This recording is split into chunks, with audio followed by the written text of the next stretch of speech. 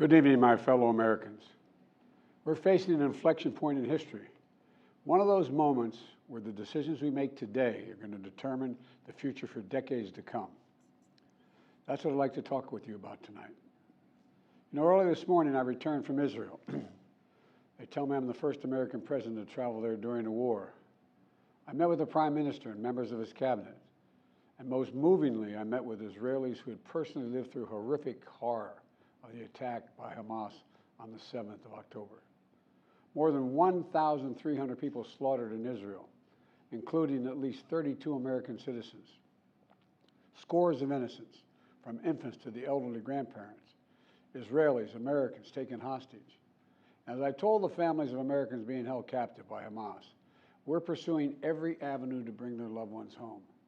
As president, there is no higher priority for me than the safety of Americans held hostage. The terrorist group Hamas unleashed pure, unadulterated evil in the world. But sadly, the Jewish people know perhaps better than anyone that there is no limit to the depravity of people when they want to inflict pain on others. In Israel, I saw people who are strong, determined, resilient, and also angry, in shock and in deep, deep pain. I also spoke with President Abbas, the Palestinian Authority, and reiterated that the United States remains committed to the Palestinian people's right to dignity and to self-determination. The actions of Hamas terrorists don't take that right away. Like so many other, I'm heartbroken by the tragic loss of Palestinian life, including the explosion at the hospital in Gaza, which was not done by the Israelis. We mourn every innocent life lost. We can't ignore the humanity of innocent Palestinians who only want to live in peace and have an opportunity. The assault on Israel echoes nearly 20 months of war, tragedy, and brutality inflicted on the people of Ukraine, people that were very badly hurt since Putin launched his all-out invasion. We've not forgotten the mass graves, the bodies found bearing signs of torture, rape used as a weapon by the Russians, and thousands of Ukrainian children forcibly taken into Russia, stolen from their parents. It's sick. Hamas and Putin represent different threats, but they share this in common. They both want to completely annihilate a neighboring democracy, completely annihilate it. Hamas' stated purpose for existing is the destruction of the state of Israel and the murder of Jewish people. Hamas does not represent the Palestinian people. Hamas uses Palestinian civilians as human shields, and innocent Palestinian families are suffering greatly because of them. Meanwhile, Putin denies Ukraine has or ever had real statehood. He claims the Soviet Union created Ukraine. And just 2 weeks ago, he told the world that if the United States and our allies withdraw, and if the United States withdraw, our allies will as well, military support for Ukraine would have, quote, a week left to live, but we're not withdrawing. I know these conflicts can seem far away, and it's natural to ask, why does this matter to America? So let me share with you why making sure Israel and Ukraine succeed is vital for America's national security. History has taught us that when terrorists don't pay a price for their terror, when dictators don't pay a price for their aggression, they cause more chaos and death and more destruction. They keep going, and the cost and the threats to America and the world keep rising. So if we don't stop Putin's appetite for power and control in Ukraine, he won't limit himself just to Ukraine. Putin's already threatened to remind Poland that their Western land was a gift from Russia. One of his top advisors, a former president of Russia, has called Estonia, Latvia, and Lithuania Russia's Baltic provinces. These are all NATO allies. For 75 years, NATO has kept peace in Europe and has been the cornerstone of American security. And if Putin attacks a NATO ally, we will defend every inch of NATO which the treaty requires and calls for. We'll have something that we do not seek. Make it clear, we do not seek. We do not seek to have American troops fighting in Russia or fighting against Russia. Beyond Europe, we know that our allies, and maybe most importantly our adversaries and competitors, are watching. They're watching our response in Ukraine as well. And if we walk away and let Putin erase Ukraine's independence, would-be aggressors around the world would be emboldened to try the same. The risk of conflict and chaos could spread in other parts of the world, in the Indo-Pacific, in the Middle East, especially in the Middle East. Iran is supporting Russia in Ukraine, and it's supporting Hamas and other terrorist groups in the region, and will continue to hold them accountable, I might add. The United States and our partners across the region are working to build a better future for the Middle East. One where the Middle East is more stable, better connected to its neighbors, and through innovative projects like the India-Middle East-Europe Rail Corridor that I announced this year at the summit of the world's biggest economies. More predictable markets, more employment, less rage, less grievances, less war when connected. It benefits the people who would benefit the people of the Middle East and would benefit us. American leadership is what holds the world together. American alliances are what keep us, America, safe. American values are what make us a partner that other nations want to work with. To put all that at risk, if we walk away from Ukraine, if we turn our backs on Israel, it's just not worth it. That's why tomorrow I'm going to send to Congress an urgent budget request to fund America's national security needs, to support our critical partners, including Israel and Ukraine, is a smart investment that's going to pay dividends for American security for generations. Help us keep American troops out of harm's way. Help us build a world that is safer, more peaceful, more prosperous for our children and grandchildren. In Israel, we must make sure that they have what they need to protect their people today and always. The security package I'm sending to Congress and asking Congress to do is an unprecedented commitment to Israel's security that will sharpen Israel's qualitative military edge, which we've committed to, the qualitative military edge. We're going to make sure Iron Dome continues to guard the skies over Israel. We're going to make sure other hostile actors in the region know that Israel is stronger than ever and prevent this conflict from spreading. Look, at the same time, President Netanyahu and I discussed again yesterday the critical need for Israel to operate by the laws of war. That means protecting civilians in combat as best as they can. The people of Gaza urgently need food, water, and medicine. Yesterday, in discussions with the leaders of Israel and Egypt, I secured an agreement for the first shipment of humanitarian assistance from the United Nations to Palestinian civilians in Gaza.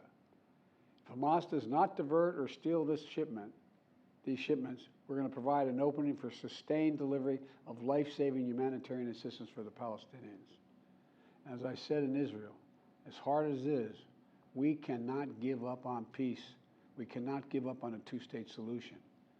Israel and Palestinians equally deserve to live in safety, dignity, and peace. You know, and here at home, we have to be honest with ourselves. In recent years, too much hate has given too much oxygen, fueling racism, the rise of anti-Semitism, and Islamophobia, right here in America. It's also intensified in the wake of recent events that led to the horrific threats and attacks that both shock us and break our hearts. On October 7th, terror attacks have triggered deep scars and terrible memories in the Jewish community. Today, Jewish families worried about being targeted in school, wearing symbols of their faith, walking down the street, or going out about their daily lives. And I know many of you in the Muslim American community, the Arab American community, the Palestinian American community, and so many others are outraged and heartened, saying to yourselves, here we go again with Islamophobia and distrust we saw after 9/11. Just last week, a mother was brutally stabbed. A little boy, here in the United States, a little boy who just turned 6 years old was murdered in their home outside of Chicago. His name was Wadiha, a proud American, a proud Palestinian American family. We can't stand by and stand silent when this happens. We must, without equivocation, denounce anti-Semitism. We must also, without equivocation, denounce Islamophobia. And to all you hurting, those of you hurting, I want you to know I see you. You belong. And I want to say this to you. You're all America. You're all America. This is in a moment, in moments like these, when fear and suspicion, anger and rage run hard, that we have to work harder than ever to hold on to the values that make us who we are. We're a nation of religious freedom, freedom of expression. We all have a right to debate and disagree without fear of being targeted in schools or workplaces or in our communities. I must renounce violence and vitriol. See each other not as enemies, but as fellow Americans. When I was in Israel yesterday, I said that when America experienced the hell of 9/11, we felt enraged as well. While we sought and got justice, we made mistakes. So I cautioned the government of Israel not to be blinded by rage.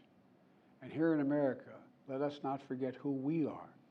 We reject all forms of hate, whether against Muslims, Jews, or anyone. That's what great nations do, and we are a great nation. On Ukraine, I'm asking Congress to make sure we can continue to send Ukraine the weapons they need to defend themselves and their country without interruption, so Ukraine can stop Putin's brutality in Ukraine. They are succeeding. When Putin invaded Ukraine, he thought he would take Kyiv and all of Ukraine in a matter of days. Well, over a year later, Putin has failed, and he continues to fail. Kyiv still stands because of the bravery of the Ukrainian people. Ukraine has regained more than 50% of the territory Russian troops once occupied, backed by U.S.-led coalition of more than 50 countries around the world, all doing its part to support Kyiv. What would happen if we walked away? We are the essential nation. Meanwhile, Putin has turned to Iran and North Korea to buy attack drones and ammunition to terrorize Ukrainian cities and people. From the outset, I've said, I will not send American troops to fight in Ukraine. All Ukraine is asking for is help for the weapons, munitions, the capacity, the capability to push invading Russian forces off their land, and the air defense systems to shoot down Russian missiles before they destroy Ukrainian cities. Let me be clear about something. We send Ukrainian equipment sitting in our stockpiles. And when we use the money allocated by Congress, we use it to replenish our own stores, our own stockpiles with new equipment. Equipment that defends America and is made in America. Patriot missiles for air defense batteries, made in Arizona. Artillery shells manufactured in 12 states across the country, in Pennsylvania, Ohio, Texas, and so much more. You know, just as in World War II, today patriotic American workers are building the arsenal of democracy and serving the cause of freedom. Let me close with this. Earlier this year, I boarded Air Force One for a secret flight to Poland. There I boarded a train with blacked out windows for a 10-hour ride each way to Kyiv, to stand with the people of Ukraine ahead of the one-year anniversary of their brave fight against Putin. I'm told I was the first American to enter a war zone not controlled by the United States military since President Lincoln. With me was just a small group of security personnel and a few advisors. But when I exited that train and met President Zelensky, I didn't feel alone. I was bringing with me the idea of America, the promise of America, to the people who are today fighting for the same things we fought for 250 years ago: freedom, independence, self-determination. And as I walked through Kyiv with President Zelensky, with air raid sirens sounding in the distance, I felt something I've always believed, more strongly than ever before. America is a beacon to the world. Still. Whereas my friend Madeleine Albright said, the indispensable nation. Tonight, there are innocent people all over the world who hope because of us, who believe in a better life because of us, who are desperate not to be forgotten by us, and are waiting for us. But time is of the essence. I know we have our divisions at home. We have to get past them. We can't let petty, partisan, angry politics get in the way of our responsibilities as a great nation. We cannot and will not let terrorists like Hamas and tyrants like Putin win. I refuse to let that happen. In moments like these, we have to remember who we are. We are the United States of America. The United States of America. And there is nothing beyond our capacity if we do it together. My fellow Americans, thank you for your time. May God bless you all, and may God protect our troops.